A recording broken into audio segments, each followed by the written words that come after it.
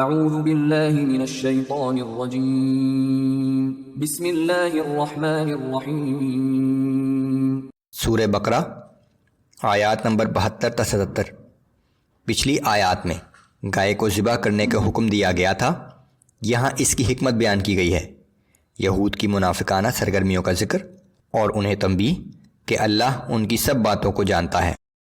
اعوذ باللہ من الشیطان الرجیم وَإِذْ قَتَلْتُمْ نَفْسًا فَادَّارَأْتُمْ فِيهَا وَاللَّهُ مُخْرِجٌ مَا كُنْتُمْ تَكْتُمُونَ۔ یہ اس وقت کا ذکر ہے جب تم نے ایک شخص کو قتل کر دیا تھا اور ایک دوسرے پر اس کا الزام دھرنے لگے، لیکن اللہ کو اس بات کو ظاہر کرنا مقصود تھا جسے تم چھپا رہے تھے۔ فَقُلْنَا اضْرِبُوهُ بِبَعْضِهَا كَذَلِكَ يُحْيِي اللَّهُ الْمَوْتَى وَيُرِيكُمْ آيَاتِهِ لَعَلَّكُمْ تَعْقِلُونَ۔ پھر ہم نے حکم دیا کہ اس مردہ شخص پر اس ذبح شدہ گائے کا ایک ٹکڑا مارو، اسی طرح اللہ مردوں کو زندہ کر دے گا اور وہ تمہیں اپنی قدرت کی نشانیاں دکھاتا ہے تاکہ تم عقل سے کام لو۔ وہ مردہ شخص کچھ دیر کے لیے زندہ ہو گیا اور اپنے قاتل کا نام بتا دیا جو وہ چھپا رہے تھے۔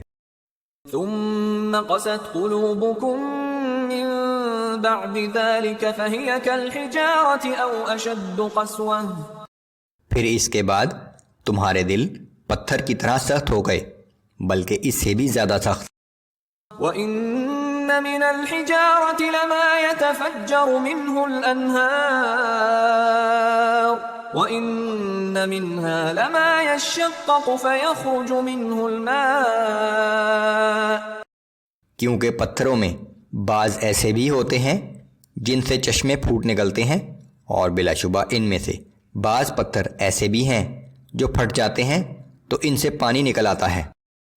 وَإِنَّ مِنْهَا لَمَا يَهْبِطُ مِنْ خَشْيَةِ اللَّهِ وَمَا اللَّهُ بِغَافِلٍ عَمَّا تَعْمَلُونَ۔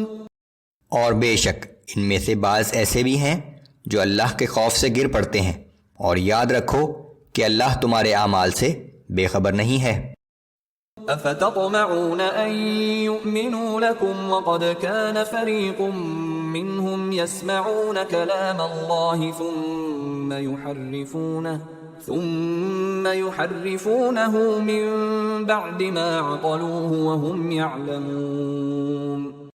اے مسلمانوں، کیا تم اب بھی یہ توقع رکھتے ہو کہ یہ لوگ تمہارے کہنے سے ایمان لے آئیں گے، جبکہ ان میں سے بعض لوگ ایسے بھی تھے کہ اللہ کا کلام یعنی تورات سنتے، پھر اسے اچھی طرح سمجھنے کے بعد اس میں تحریف کر دیتے تھے، حالانکہ وہ اس کام کی برائی کو خوب جانتے تھے۔